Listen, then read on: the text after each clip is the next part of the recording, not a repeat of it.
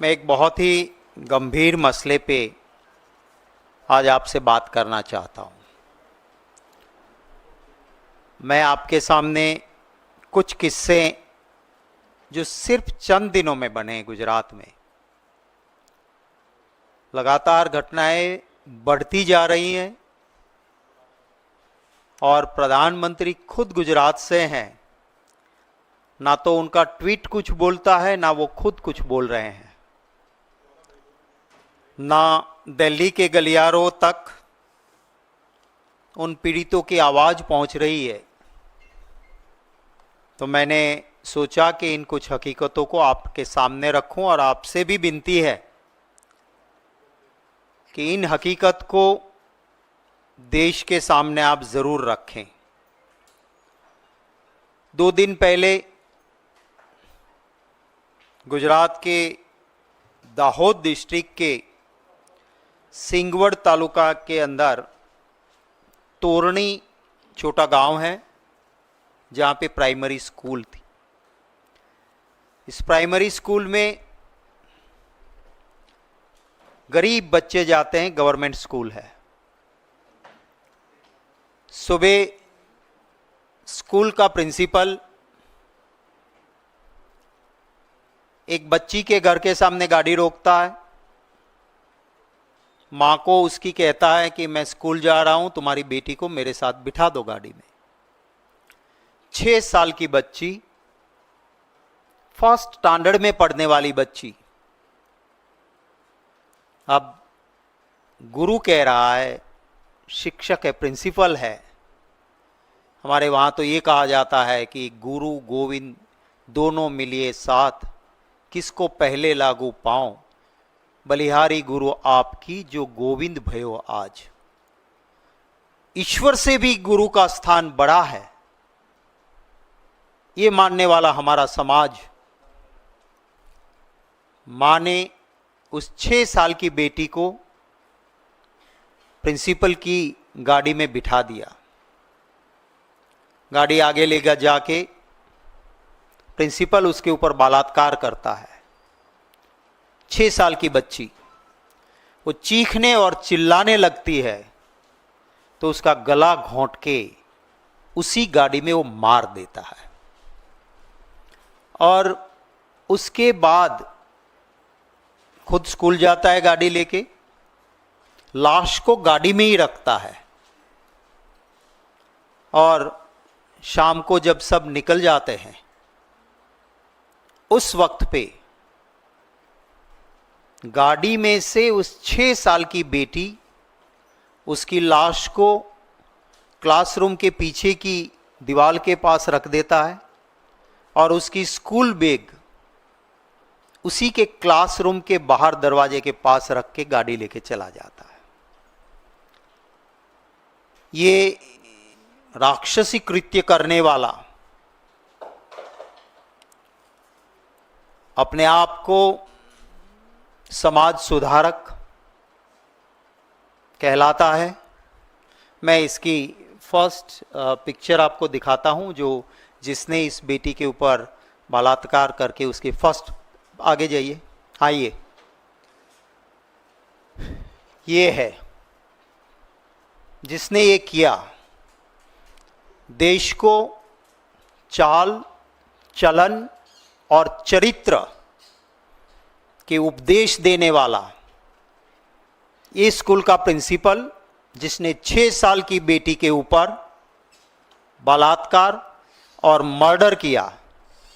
ये उनकी पहली फोटो है, जो आरएसएस का, भाजपा की विचारधारा का प्रचारक है। बहुत सारे नेताओं के साथ वहाँ चुनाव के दौरान भी बीजेपी का काम करता रहा है। सेकंड पिक्चर, रुकिए तेजस भाई, एक कैंप में ट्रेनिंग ले रहा है, वो पिक्चर है उसकी। थर्ड, गले में माला, सफेद कपड़े, जैसे कोई बगला मछली पकड़ने को बैठा हो, बाहर से तपस्वी लगे पर शिकार की खोज में हो, ऐसा है। फोर्थ, ये भाजपा की विचारधारा के प्रचार के लिए हर जगह पे घूमता रहता है, और जो साइड में लास्ट में थर्ड बैठा है वो है, रोक दीजिए। ये मैंने आपको भाजपा की एक घिनौनी हरकत उनकी विचारधारा की आपको दिखाई। उसके बाद महसाना के चाणस्मा में एक मंत्र तंत्र विद्या के नाम पे एक आदमी एक नाबालिग को फंसाता है, उसके साथ रेप करता है, वो गिरफ्तार होता है। लोगों ने शिकायतें की और पुलिस ने जब इन्वेस्टिगेशन किया तो उस नाबालिग के रेप के मामले में बीजेपी का युवा मोर्चा का जनरल सेक्रेटरी गौरव इसमें पाया गया और आज वो सलाखों के पीछे हैं। बड़ोदरा के, ये मैं आपको सिर्फ चंद दिनों की, माने 3-4 दिनों की बात करता हूं, और तो आगे बहुत कुछ है। ये कल के अखबारों में आई हुई सुर्खियां हैं। बड़ोदरा के अनगढ़ विलेज में बीजेपी का एक नेता एक महिला को फोन करता है, कौन कौन है घर में? कहती है कि मेरे पति बाहर गए हैं, देवर भी गए हुए हैं बाहर, कुछ काम था क्या? नहीं नहीं, कौन है? और नहीं, कोई नहीं है, मैं अकेली हूं। ठीक है करके फोन रख देता है। फिर उस विवाहित महिला के घर पहुंच जाता है, उसका बलात्कार करता है और कहता है कि किसी को कहोगी तो जान से मार देंगे। ये शख्स जिसका नाम है आकाश भगवान भाई, ये कल की एक न्यूज़ है। हर दिन, मुझे पता नहीं है, मेरी शिकायत भी है कि अगर जहां पे कहीं पर भी घटना घटती है, महिला पे अत्याचार या किसी प्रकार का गुनाह बनता है, तो उसकी निंदा होनी ही चाहिए। करने वाला कौन है, कहां हुआ है, उसे देखे बिना। पर मुझे दुख होता है कि कभी कभी नॉन बीजेपी रूल स्टेट में अगर घटना घटती है तो हफ्तों हफ्तों तक उसका पैनल डिस्कशन, मीडिया पे उसकी हर छोटी छोटी चीज चलती है। तो क्या एक 6 साल की बेटी को रेप करके मार दिया गया, वो बात टीवी पे लगातार नहीं चलनी चाहिए? क्यों ना वो छानबीन होती है कि एक गुनाह करने वाला आदमी किस विचारधारा का है, किस किस के साथ उनके फेसबुक पे फोटोज है और वो क्या करता है। गुजरात में हालत यह है कि गुंडे, बदमाश, चोर, लफंगे, लुच्चे बीजेपी के मेंबर बन जाते हैं और बड़े बड़े नेता बीजेपी के उनको अपना खेस पहना देते हैं, और जब वो पहन लेते हैं तो ऐसा हो जाता है कि उनको लाइसेंस मिल गया। बोटाद में कल की घटना है, एक और स्कूल में छोटी बच्ची के साथ छेड़खानी, लोगों ने वहां हंगामा करा। भरूच में 5 महीने की एक बच्ची के ऊपर रेप की कोशिश हुई। माने कहां जा रहे हैं हम, किस समाज में, किस सोसाइटी में हम ये कर रहे हैं? मैं सिर्फ आपको वो अखबार वाला लगा दीजिए, मैं सिर्फ कल का ही अखबार, हर रोज ये है, आप गुजरात का, और ये कोई छूटमुटिया अखबार नहीं, गुजरात का सबसे पुराना लीडिंग न्यूज़पेपर, उसका पन्ना है ये। आप देखिए यहां पे सेंट्रल में जो सर्कल किया है वहां लिखा है बलात्कार और हत्या का दुष्कर्म आरोपी का बीजेपी का कनेक्शन। उसके राइट हैंड साइड में जो सर्कल लगा है, बीजेपी कार्यकर्ता ने बलात्कार करके महिला को मार देने की धमकी दी। इसके नीचे वाला जो सर्कल है वो इंडस यूनिवर्सिटी इंटरनेशनल डायरेक्टर ने, वहां पे विदेश से महिला आई है, उसके साथ छेड़खानी की और बलात्कार की कोशिश की। इसके पास वाला न्यूज़ है कि जिस स्टूडेंट की हत्या की गई वो वीएचपी का नेता निकला, 4 दिन की उसे पुलिस की रिमांड मिली है। लेफ्ट हैंड साइड में जो सबसे आखिर में नीचे दिखता है वो है कि यूनिवर्सिटी में, गुजरात यूनिवर्सिटी माने लीडिंग यूनिवर्सिटी के कैंपस में आईएएस का ट्रेनिंग सेंटर से एक बेटी बाहर निकलती है और उसके साथ छेड़खानी की जाती है। ये लॉ एंड ऑर्डर, अत्याचार और बाहर मोदी जी सुशासन की बातें करते हैं। 23 कंट्री घूम के आए पर मणिपुर नहीं जा पाए। ये प्रधानमंत्री जी से भी मैं गुजारिश करता हूं कि ये गुजरात है, आप वहीं से पले बड़े और वहां के लोगों के वोट की वजह से आज यहां तक पहुंचे हो। आप बोलिए इस पे, क्यों आपका ट्विटर चुप है? क्यों आप भी जिस विचारधारा से की पाठशाला से निकले हो, क्या वहां ऐसा चलता है? क्यों नहीं बोले हो आप अभी तक? मेंबरशिप ड्राइव बीजेपी चला रही है, तो ऐसे गुंडे लफंगे मेंबरशिप बनाते हैं तो उसको छूट मिलती है। स्कूल के टीचर्स को कहा गया, गवर्नमेंट के अखबारों ने, वहां पे मैं धन्यवाद करता हूं कुछ वर्नाक्युलर चैनल्स और यूट्यूबर का, कि उन्होंने वो सच्चाई बाहर निकाली कि स्कूल के गवर्नमेंट के टीचर्स कहते हैं कि हमें टारगेट दिया है कि बीजेपी के मेंबर्स बनाने हैं, तो बच्चों को कहा जाता है कि तुम मोबाइल नंबर दो और ओटीपी दो तुम्हारा, ताकि ऑनलाइन बीजेपी के मेंबर बनो। एक गवर्नमेंट हॉस्पिटल के अंदर इंजेक्शन लेने पेशेंट जाता है, उसे कहते हैं कि मोबाइल पे ओटीपी दो तभी इंजेक्शन मिलेगा। बोले क्यों? बोले भाजपा का सदस्य बनना है। सरकारी अस्पताल में वो वहां पे हंगामा करता है, उसकी वीडियो वायरल होती है, वर्नाक्युलर चैनल्स और यूट्यूबर्स इसको बड़ी बड़ी बातें चलाते भी हैं कि क्या चल रहा है। ऐसे लोगों की मदद लेने के बाद ये अपनी मनमानी लोग करते हैं। आपने देखा होगा कि नीट का पेपर लीक हुआ तो उसमें बीजेपी का ऑफिस बेरर आज भी जेल में है। नीट के पेपर लीक में जो संस्था जुड़ी है, वहां स्मृति ईरानी जी से लेके भाजपा के नेता गए हुए थे, उनके फोटोज मैंने आपको दिखाए थे, वो वहां पे थे।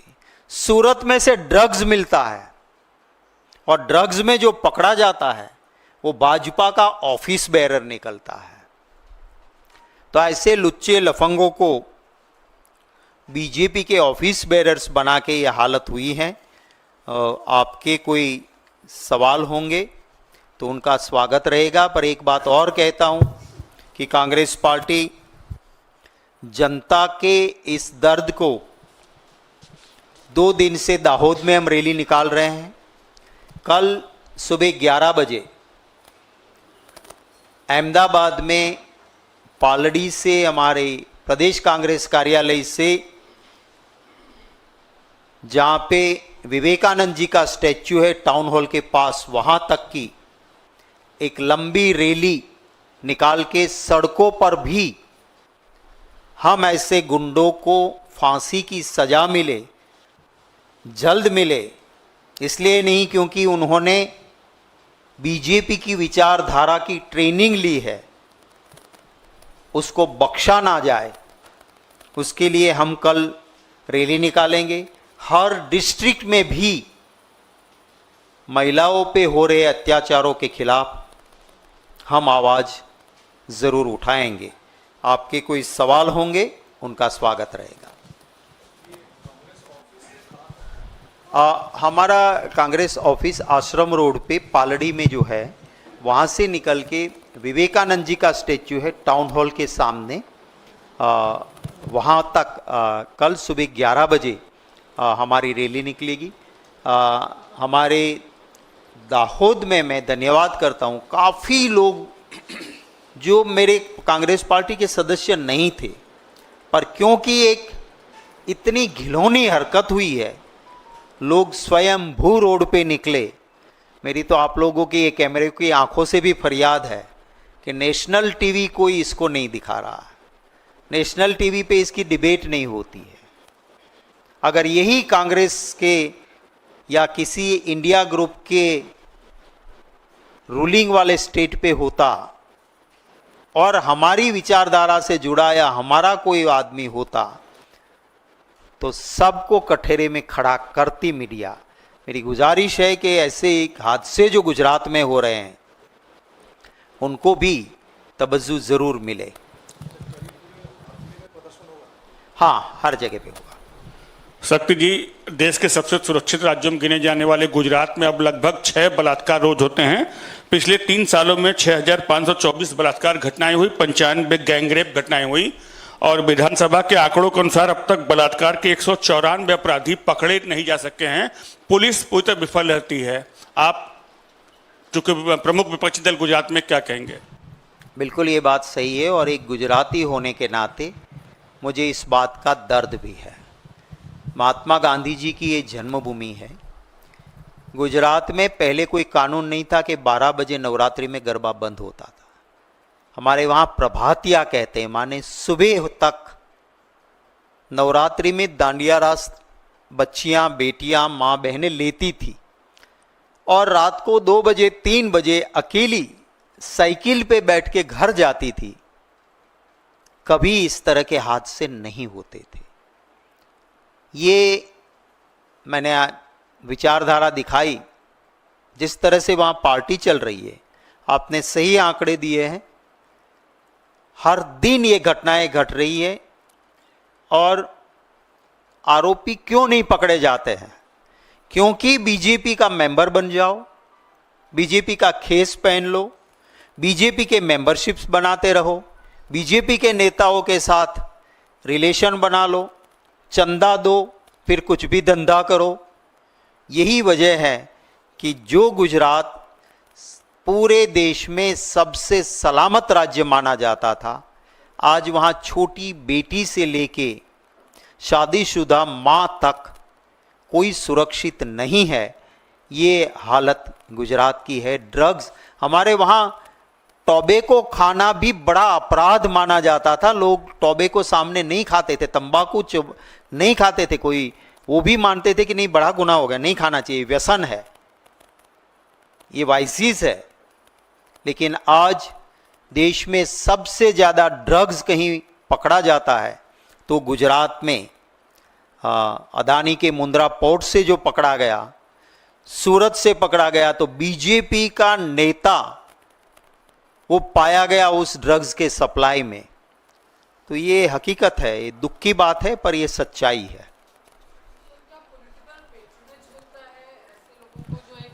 पार्टी से एफिलिएटेड हैं, उसकी वजह से ऐसे इंसिडेंट ज़्यादा हो रहे हैं। यस, बिल्कुल सही है, क्योंकि पॉलिटिकल पार्टी के ऑफिस बेरर, पॉलिटिकल पार्टी के सदस्य, पॉलिटिक्स में बड़े बड़े नेता, माने ये मैंने आपको एक ये दिखाया है, अखबार ने खुद छापा है, होम मिनिस्टर के साथ वो रेप करने वाले की फोटोज है। आप समझिए कि अगर ऐसे लोग, मैं समझ सकता हूं कि मेरे साथ कोई कहीं पर भी फोटो निकलवा ले, हो सकता है, पर मैं खुद मिनिस्टर रहा हूं, मुझे पता है आईबी का काम होता है कि मंत्री को मिलने आने वाले आदमी का थोड़ा चिट्ठा पुट्ठा निकाल के रखते हैं कि साहब ये मर्डर में एक्यूज्ड है, साहब इसका चाल चलन ठीक नहीं है, तो उससे मिलते नहीं थे मंत्री, या कह देते थे स्टाफ से मिल लो, उसे फ़ोटो नहीं खींची जाती थी। आज गुंडे लोग आराम से जाते हैं, भाजपा के सदस्य बनो, ये जानते हैं कि इतने गुनाह है, फिर भी उसको सदस्य बनाते हैं, क्योंकि सिर्फ और सिर्फ वोट की राजनीति है, पैसों की राजनीति है। चंदा दो, मन में आए वो धंधा कर लो, यही हालत है।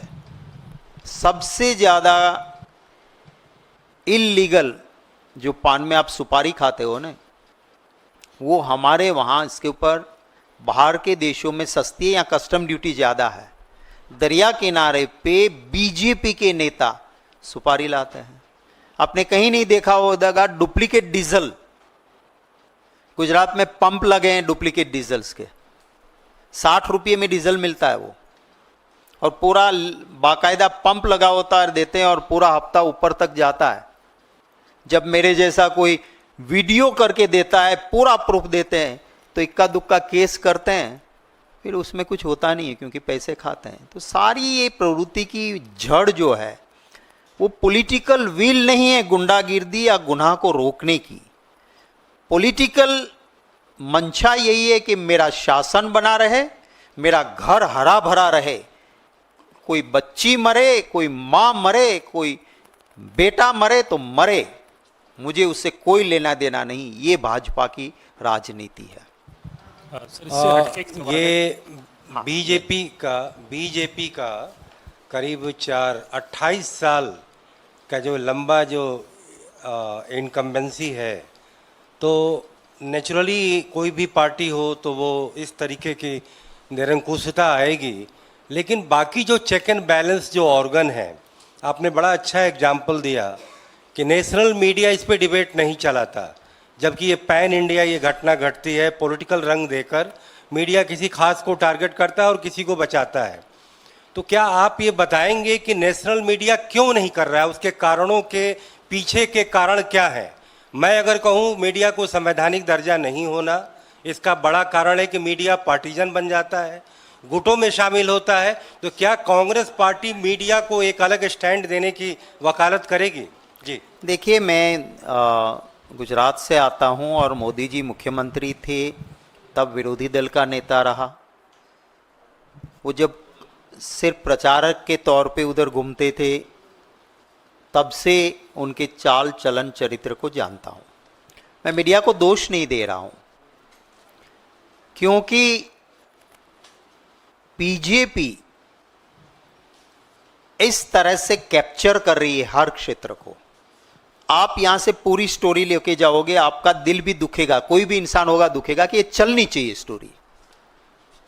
अगर 6 साल की बेटी को बलात्कार करके कोई गला घोंट के मार देता है और फिर एक क्रिमिनल शाम तक उस बेटी की लाश को गाड़ी में रखता है और मंझा हुआ जैसे क्रिमिनल हो, फिर रात में सब बच्चे निकल जाते हैं शाम के बाद, तब वो लाश को गाड़ी से निकालता है, माने एक कितना उसमें हिम्मत थी गुनाह करने के बाद भी। और वो आरएसएस का प्रचारक है, बीजेपी के नेताओं से जुड़ा हुआ है, वो भी बात क्यों नहीं चलती है? अगर वेस्ट बंगाल में कुछ होता है, कर्नाटक में होता है, मैं कहता हूं कहीं पर भी होता है, दुख की बात है, चलनी ही चाहिए बात, पर वो चले और ये क्यों नहीं चले? तो इसीलिए आपका जो सवाल है उसमें यही है कि लोकतंत्र में मीडिया का काम है एस्टैब्लिशमेंट के खिलाफ भी गलत होता है तो आवाज उठाना, पर जब वो आवाज उठती है उसे दबाया जाता है, डराया जाता है, धमकाया जाता है या खरीदा जाता है, तब वो आवाज बैठ जाती है। सर मेरा आपसे सवाल है, सर इधर हाँ, यस। इससे हटके कंगना रनावत जो बीजेपी की सांसद हैं, उन्होंने एक कल स्टेटमेंट दिया कि जो 3 कानून कृषि कानून वापस लिए गए थे उनको दोबारा इंट्रोड्यूस किया जाए। हालांकि आज पहले बीजेपी ने उनके बयान से किनारा किया, आज खुद उस बयान के ऊपर कंगना रनावत माफ़ी मांग रही हैं। क्या कहेंगे, कांग्रेस पार्टी का क्या कहना है? दूसरा एक और सवाल मैं अभी ऐड कर दूं ताकि आपको दोबारा ना परेशान करूं। आज पोलिंग का दिन है, जम्मू कश्मीर में दूसरे चरण की पोलिंग चल रही है। इस बीच उमर अब्दुल्ला का बयान ये आ रहा है कि जम्मू रीजन जहां पे सबसे ज़्यादा सीटें कांग्रेस को दी गई हैं, वहां पर जैसी उम्मीद थी वैसा प्रचार नहीं किया जा रहा है। 5 ही दिन बचे हैं, कांग्रेस पार्टी को एक्टिव होना चाहिए। देखिए, आपका पहला सवाल था कंगना रनौत के लेके। अब ये सांसद बनी है भाजपा की, वो कोई कार्यकर्ता तो थी नहीं, वो कोई आरएसएस की या बीजेपी की सदस्य बन के काम कर रही थी तो ऐसा तो था नहीं। मोदी जी से करीबी थी तो उसको टिकट दिला और सांसद बनी। माने वो बोलती है मोदी जी को खंडन करना चाहिए, क्योंकि वो डायरेक्ट पार्टी से नहीं, डायरेक्ट मोदी जी से जुड़ी हुई है। तो ये पहली बात तो ये है कि मोदी जी को खंडन करना चाहिए, अभी तक क्यों नहीं किया। दूसरी बात है, मैंने उनका बयान सुना, जो किसान इस देश में, हम इसको जग का तात कहते हैं, जगत का तात कहते हैं, जग का पिता कहते हैं, क्योंकि वही हमको अन्नदाता है, अन्न देता है। उस किसान, उतने सारे किसान शहीद हुए हैं, उन शहादत का ये अपमान है। अगर मैं इस प्लेटफॉर्म से या कहीं से भी, मैं कांग्रेस का एमपी हूं, और अगर मेरी पार्टी की सोच या विचारधारा से अलग मैं बयान करूंगा, तो मेरी पार्टी को, अगर वो सीरियस बयान हो, तो मेरी पार्टी को क्या करेगी? सबसे पहले मुझे निष्कासित करेगी पार्टी से। किया आपने कंगना रनौत को निष्कासित?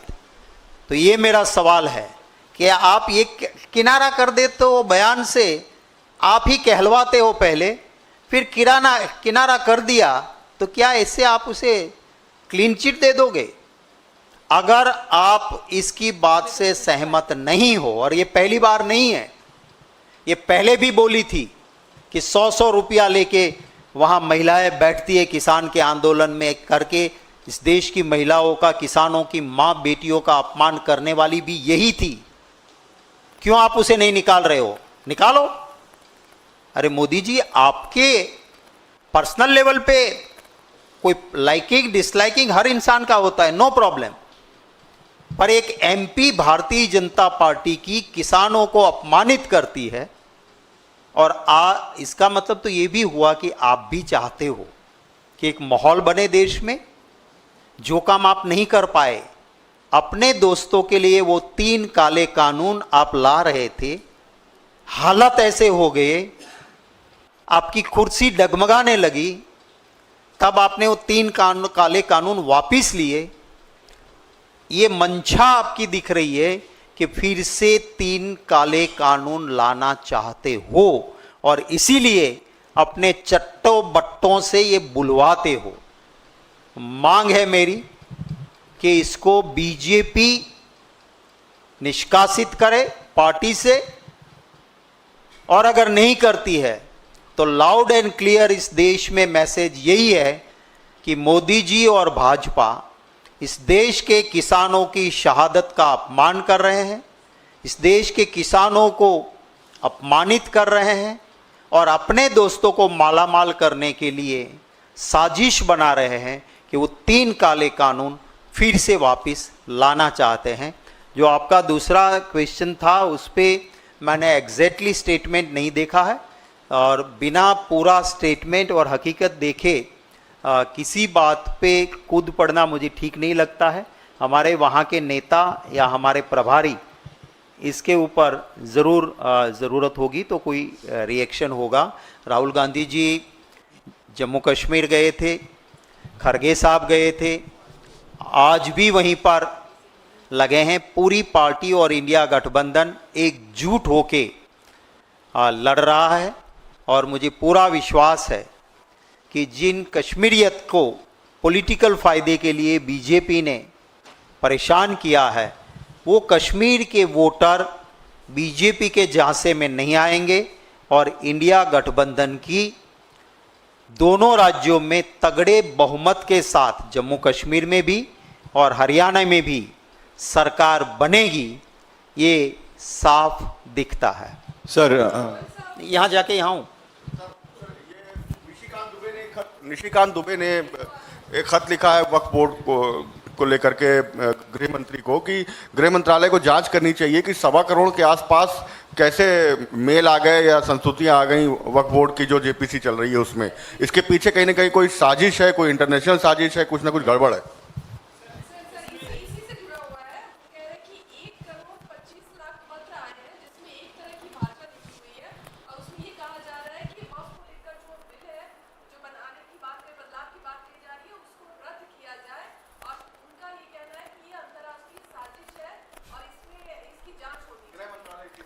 देखिए, ये लोकतंत्र के मजाक उड़ा रहे हैं, उनको लोकतंत्र में विश्वास नहीं है। अगर इतने बड़े देश में से सिर्फ अगर 1.5% लोग ही अपना ओपिनियन जाहिर करते हैं, इसमें भी इनको दर्द होता है, इसका मतलब साफ है कि लोकतंत्र में विश्वास नहीं। हाँ, एक ये भी जरूर है कि बीजेपी के चट्टे बट्टे व्हाट्सएप ग्रुप्स में एक टाइप का ड्राफ्ट भेज रहे थे, हर जगह पे जबरदस्ती लोगों को रख के कह रहे थे कि ये व्हाट्सएप पे है, ये लिंक क्लिक करो, ये ईमेल करो। तो हो सकता है बीजेपी के चट्टे बट्टों ने जो किया है उसका असर निशिकांत जी को हुआ होगा। खैर, लोकतंत्र में कैसे भी किया है, निशिकांत जी को बिल्कुल उनकी आवाज़ उनकी पार्टी सुने, उनको मंत्री बनाना चाहिए था, सीनियर आदमी हैं, नहीं बने हैं। तो वो जो कह रहे हैं कि इतने कैसे बीजेपी के लोग जो घूम रहे थे, उनके कुछ गुजरात के अंदर यूट्यूब पे व्हाट्सएप ग्रुप्स में जो घूम रहा है, तो निशिकांत जी ने शायद वो देखा होगा कि बीजेपी के लोग कैसे ईमेल्स और फर्जी ये करवा रहे थे, तो उसी के चलते किया होगा उन्होंने। हाँ,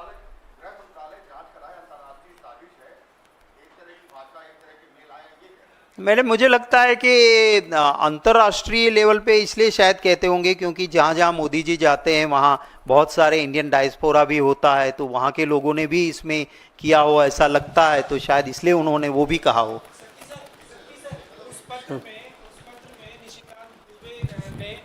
जाकिर नायक का जिक्र किया है और कहा है कि ये उसकी साजिश हो सकती है, उसके संगठन की साजिश हो सकती है, इस पर क्या कहेंगे? देखिए, जब आप 10 साल शासन में थे, आपने कुछ काम अगर करने थे, आपके पास बहुमत था पूरा, आपने किए नहीं।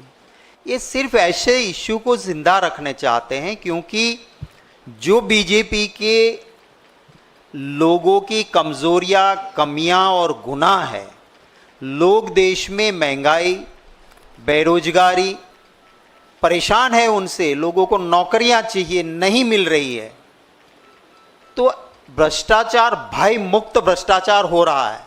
ऐसे इश्यू से ध्यान भटकाने के लिए ऐसी बातें की जाती है ताकि लोग अपने सही इश्यूज को भूल जाए और हिंदू मुसलमान पे या ऐसी चीज़ों पे अटक जाए।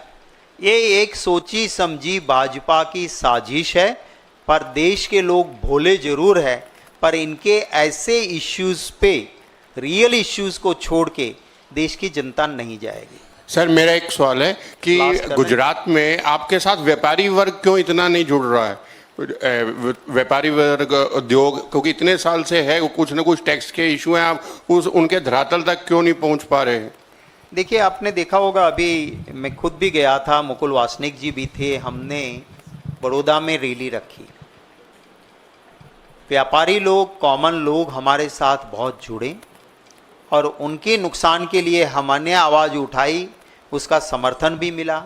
पर आप समझ सकते हो कि कोई भी व्यापारी व्यापार करता है, अगर स्टेट की एजेंसीज या देश के इनकम टैक्स या जीएसटी के अफसर अगर कोई आवाज़ उठाता है तो उसके बाद दूसरे दिन उनके वहाँ रेड होती है, उसको रोका जाता है, दबोचा जाता है, परेशान किया जाता है। लोग मिलते हैं हमें, पर वो भी डरते डरते मिलते हैं, साहब देखना हम ये कह रहे हैं पर मेरा नाम नहीं आना चाहिए। तो लोकतंत्र का गला घोंटने का काम किया है, इसी के ये सब नतीजे हैं। सर, एक मेरा प्रश्न है कि ज़्यादातर जो डिसीजन मोदी साहब ले रहे हैं वो यूनिलैटरल ले रहे हैं, अपनी पार्टी से भी नहीं डिस्कस करते। बहुत सारे ऐसे डिसीजन उन्होंने लिए हैं, तो क्या ये उनका जो थर्ड टर्म है ये डिक्टोरियल है या ये वन साइडेड है? इसके बारे में आप क्या कहना चाहते हैं? देखिए, आपने भी देखा होगा कि जब ऊंट पहाड़ के नीचे आता है तो उसका चाल चलन थोड़ा दूसरी तरह का होता है। इस बार इनके पास स्पष्ट बहुमत नहीं है, वरना कि आप मानते हो कि कोई बिल आज तक जेपीसी में या सिलेक्ट कमेटी में भेजते थे? हम तो 10 साल से मांग करते थे। साथियों को अब मजबूरन साथ रखना पड़ रहा है और रखेंगे। मोदी जी को सबसे प्यारी चीज है तो अपनी कुर्सी है, कुर्सी के लिए कुछ भी करेंगे। वो जिस नीतीश बाबू के लिए उन्होंने कहा था कि इसका विश्वास मत करना, इसने ससुर की पीठ में खंजर भोंका था, चंद्रबाबू नायडू जी के लिए, और नीतीश कुमार जी के लिए कहा था कि इसका तो डीएनए गड़बड़ है। चंद्रबाबू नायडू जी के लिए कहा था कि इसका विश्वास मत करना, इसने अपने ससुर की पीठ में खंजर भोंका था, और नीतीश बाबू के लिए कहा था कि इनका डीएनए गड़बड़ है। आज दोनों की सांसों पे ऑक्सीजन पा रहे हैं और अब कह रहे हैं कि एनडीए, इसमें एन में है नीतीश बाबू। तो ये कुर्सी के लिए कुछ भी करेंगे, पांव भी पड़ेंगे, जरूरत खत्म पड़े पे उसी जिसके पांव पड़े उसका गला भी काटेंगे। आपने देखा जब चुनाव से पहले यही जम्मू कश्मीर में कहा था कि बाप बेटी ने बहुत जम्मू कश्मीर को लूटा है, अब लूटने नहीं दूंगा मित्रों। और चुनाव खत्म होने के बाद पहले बाप के साथ पीडीपी, फिर बेटी के साथ सरकार भी बनाई, और जब जरूरत खत्म हुई और देश में लगा के साथ रहने से मुश्किल है तो बिना तलाक बोले तलाक भी कर दिया वहां पे। तो यही है, सबसे पुरानी अपनी साथी पार्टी शिवसेना थी, पूरी पार्टी को तोड़ के खत्म कर दिया। सबसे पुराना सहयोगी उसका अकाली दल था, क्या हालत किया। तो ये है, इसमें कोई नई चीज नहीं है। बस, थैंक यू। बहुत लंबा हो गया, बहुत लंबा हो गया, आप लोगों को भी थकान लगी। अच्छा, एक सेकंड, अगर किसी को मैं 1 to 1 नहीं कर पाऊंगा, अगर किसी को कोई सवाल है थोड़ी देर डीप ब्रीफिंग में जरूर कर लेंगे, तो यहीं पूछ लीजिए, 1 to 1 नहीं। वो क्या गिरफ्तार हो गया है? हाँ हाँ, वो गिरफ्तार हो गया है, इज अरेस्टेड। Thank you.